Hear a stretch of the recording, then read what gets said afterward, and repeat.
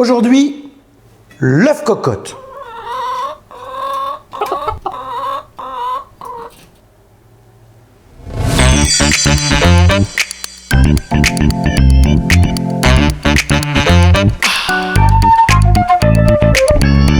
Et bien sûr que non, qu'on ne cuit pas les œufs cocottes dans une cocotte. Mais moi, ma cocotte aujourd'hui, je vais l'utiliser pour cuire des épinards. Et je vais vous expliquer pourquoi tout de suite. Allez, je vais mettre 100 g d'épinards à tomber.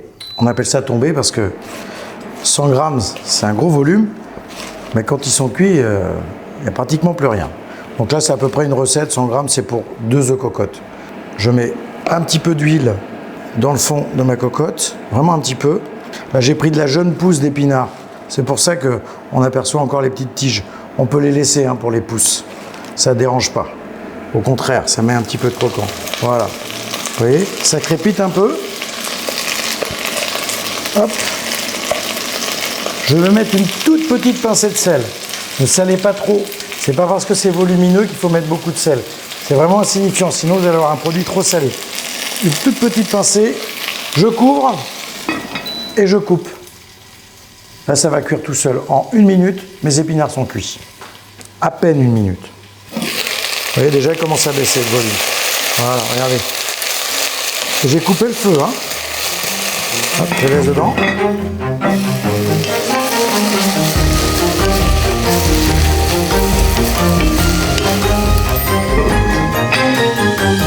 Et voilà, ça n'a même pas mis 1 minute et ils sont cuits. J'ai coupé. Je vais les débarrasser tout de suite. Pour pas qu'ils cuisent de trop derrière, parce que le but, c'est que je veux bien les garder bien verts et la tige un peu croquante. Voilà. Et voilà.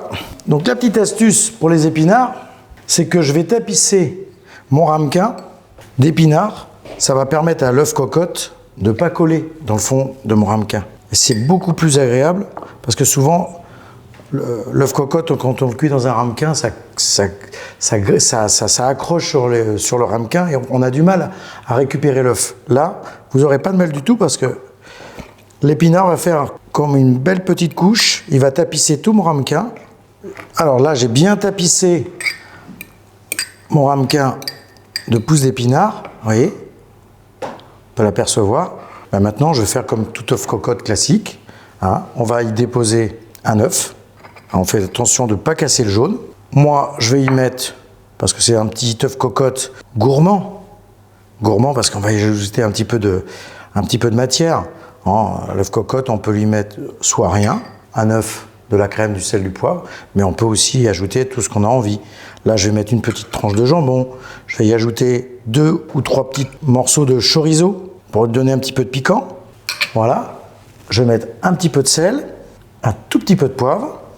Et je finis par la valeur d'une cuillère à soupe de crème liquide.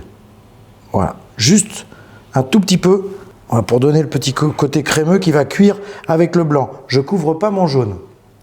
Maintenant, je vais enfourner mon œuf dans mon four qui est préchauffé à 180 pendant 7 minutes. Et ensuite, vous allez le sortir du four et il va finir de cuire tout seul. Allez, je mets ça 7 minutes, 180 degrés.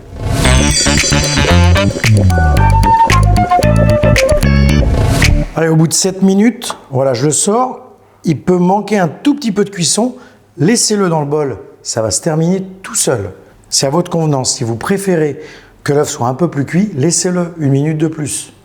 Le but, quand on mange un œuf cocotte, c'est que le jaune ne soit pas cuit et que le blanc soit cuit. Alors, comme je vous disais tout à l'heure, j'ai bien tapissé d'épinards, vous voyez, et là, en fin de compte, rien n'accroche. Voilà, je peux prendre mon œuf, mon jambon, mes épinards, rien n'accroche. Oh.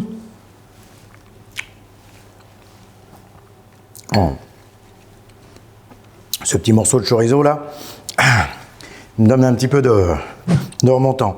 Ah, ça c'est top niveau. Vous allez vraiment plus être ennuyé avec cet œuf qui colle sur les cocottes. Merci d'avoir partagé ce moment avec moi et à tout de suite pour de nouvelles recettes.